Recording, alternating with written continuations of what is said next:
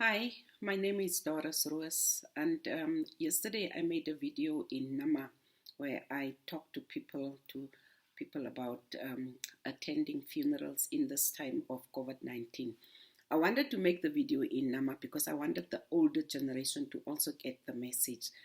But after I posted the recording, I got a lot of requests from people from other tribes who also wanted to know what to hear what I was saying. So this is just to talk to my fellow Namibians. We are going through a very difficult time currently in the country. We are literally burying people every day as a result, and we are losing loved ones, family, friends, colleagues. We are losing loved ones every single day.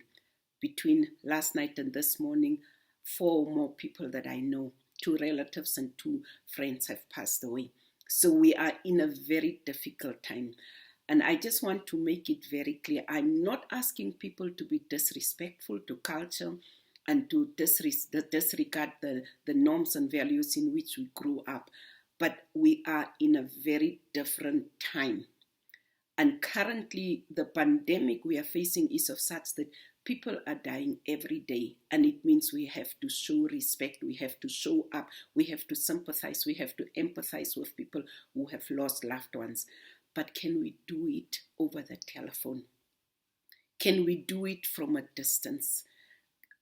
Funerals have become a breeding ground for the spread of COVID-19.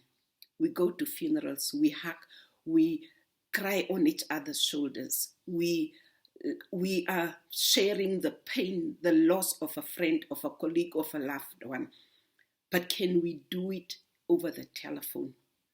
Currently, the government has said only 10 people should attend funerals. But you look at virtual funerals, you attend funerals virtually, and you see close to 150 people, 200 people. You attend a funeral today, and in 2 weeks' time, people are planning your funeral. So instead of trying to just follow the regulations that were set there by government and reduce the attendance to funerals, we are making the situation worse by attending funerals in large numbers. I understand it's our loved ones. It's people that we cared about. It's people that we worked with. It's people that we spent years with. But let the closest people to that person attend the funeral. Allow the family to mourn. I know that in our cultures, we don't celebrate deaths. We mourn people when they pass on. So let the closest people be the ones that are attending the funeral, and let those of us that are a little bit distant from the person call and sympathize, call and empathize, call and cry over the telephone, and try not to show up. Make your contributions over online. Whatever you do, do it in a way, but don't expose yourself. We are at the verge of losing productive forces, the most productive group of people in our community. I worked in Sierra Leone during the Ebola outbreak, and I have seen how large numbers of communities were wiped out. We would go into communities to provide psychosocial support, and we would get to house after house that were closed with a plank clearly showing that the people, everybody in this house have died. We are at the verge where COVID-19 is about to wipe out large numbers of communities, villages. There will be no more people in many of the villages. So my fellow Namibians, this is a plea from a social worker who has lived in other countries, has worked in other countries. Can we just try to be there for each other? Can we just understand each other when we are talking, when we are calling to tell each other, my mother has passed on, my brother has passed on, my child has passed on?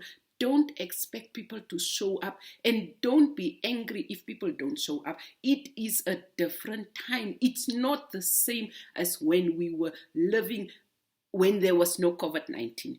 In this time, we can't be attending every funeral. Funerals are the breeding grounds for COVID-19. So let's just understand that, and let's just try to stick to the rules and the regulations that were set out by government. Currently, it's saying 10 people at a funeral, not 150. I know you want to go and sympathize. I know you want to be there. It was very painful for me when I lost an in-law who put my wedding clothes on. In my culture, when you get married, you don't put on your own clothes, the wedding dress. It's your in-laws that are coming and dressing you. They come with everything. And the person who dressed me on my wedding date is the recently died, and her funeral was last week Wednesday. I could not attend it.